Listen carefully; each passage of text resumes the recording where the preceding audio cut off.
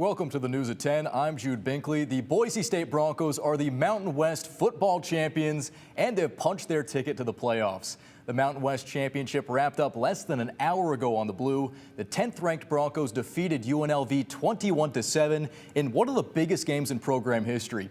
The Broncos are likely to get a bye in the first round of the playoffs. And Bronco Nation packed Albertson Stadium for this historic game on the Blue. And that's where we find sports director Jay Tust, who joins us live. Jay, what's the energy like out there? Oh, Jude, what a scene. In my 14 years of covering this football team, the wildest scene I have ever witnessed on the Blue. Welcome live inside Albertson Stadium. Brady Frederick and I have just made our way outside of the chaos, fighting through a sea of Bronco Nation for about the last half hour. On our way over here, we also passed the goalpost, which is headed outside the stadium. Yeah, I mean, this game had everything. Not a lot of drama after a 21-0 lead taken by Boise State in the first half of the fans for the last, I would say, half hour or so have been trying to tear that thing down. They finally did after storming the field in a big win.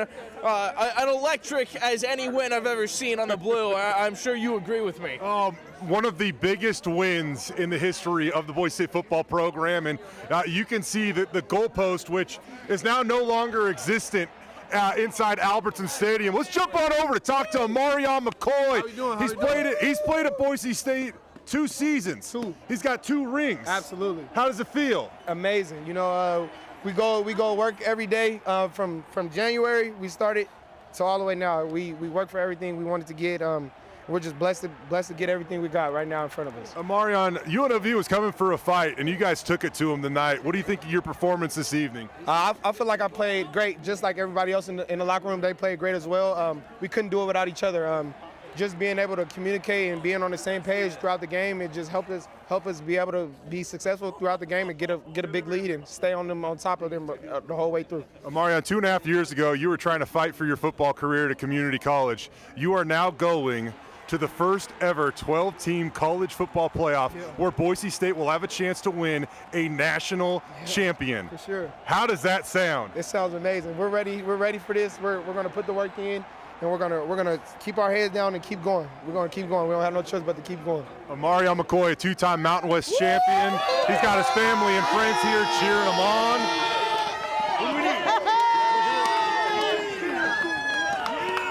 I mean, this is what it's all about, Brady. Amario McCoy, what a journey he has had to get to this point. Yo, absolutely. And, you know, especially 2 weeks ago in Wyoming, one of his weaker games, he has bounced back, and he certainly did tonight, really keeping UNLV's air attack out of the picture. But I'll tell you what, as all the fans wanted to see in his final game on the Blue, Ashton Jeanty with a phenomenal performance, a great lasting memory as he plays at this stadium for the last time before he goes pro to the NFL.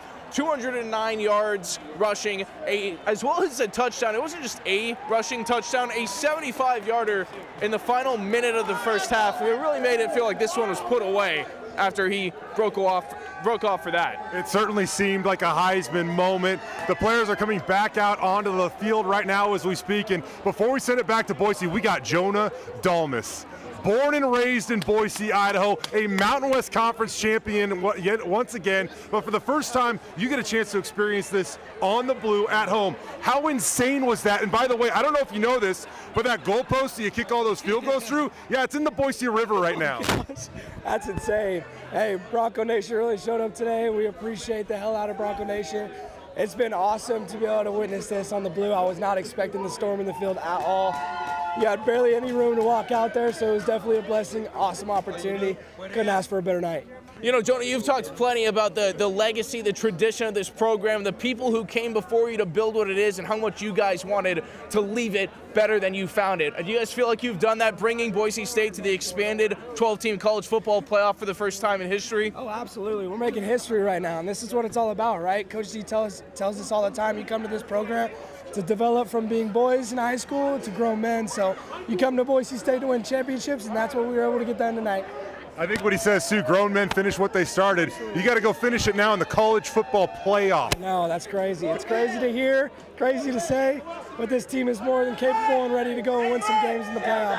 I got one. Jonah, we'll turn you loose. Your family and friends are waiting for you right here. Appreciate it. I'm gonna make my way over to Tubes here. Alexander Tubner. Sir, what's up, Jay? 6 years for this moment. And back-to-back Mountain West champs. How about that one? First time in program history. Let's go. Doing things you've never done here before at Boise State. Yes, sir. Yes, I'm lost for words. Yes, sir. Alexander, I know tonight had to be a tough one for you emotionally, working your way back from an injury. But now, by clinching this spot in the college football playoff, you know that you get to rock this jersey again in the most meaningful game this program has ever played. What does that mean to you? I mean, this group, we set out on a mission and without no flinch, no hesitation. We knew we would be here the whole time. It's just a matter, you know where point A is and point B is figuring out everything between. And this team right here, this group stayed the course the entire season.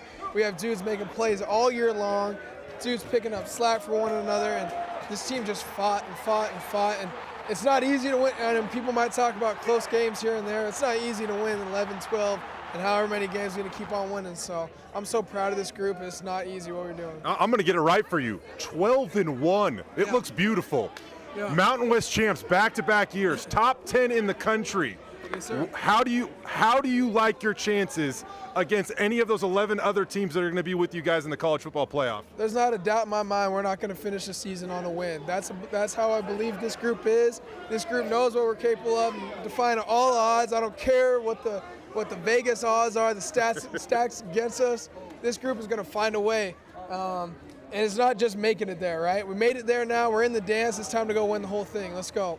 Alexander Tubner, everybody. One of the best to ever do it here at Boise State. Now we get to watch him in the college football playoff. Yes, sir. Appreciate you, buddy. All right, so much more to come here tonight on the news at 10.